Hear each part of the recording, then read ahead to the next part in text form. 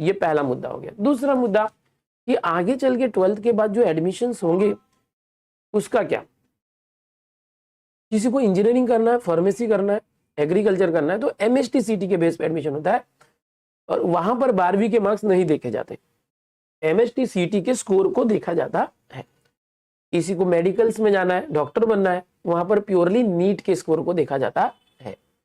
किसी को आईआईटी में जाना है तो जेई के स्कोर को देखा जाता है।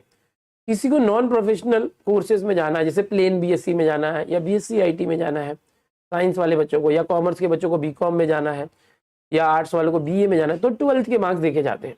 अगर आप किसी प्रोफेशनल कोर्स में जा रहे हैं तो आपके एंट्रेंस एग्जाम के ही मार्क्स देखे जाते हैं। इस साल से 50-50 रूल आने वाला था। पिछले साल उदय सामंत जी जो उच्च व तंत्र शिक्षण मंत्री थे उन्होंने बोला था कि हम 50-50 रूल लाएंगे, जिसके अंदर 12वीं का 50% का स्कोर, 50% स्कोर और सीटी का 50% स्कोर, इसको कंबाइन करके हम एक नया रिजल्ट बनाएंगे और उस बेसिस पर मेरिट होगी और बच्चों को एडमिशन मिलेगा।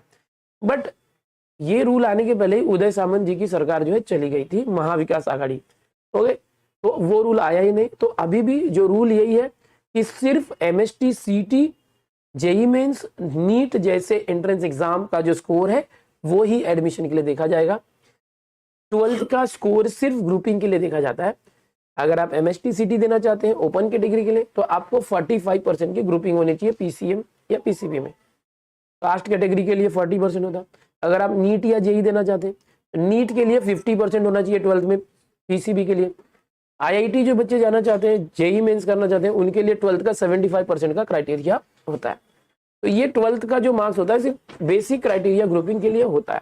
तो आपका पेपर कैसा भी गया टेंशन मत लो,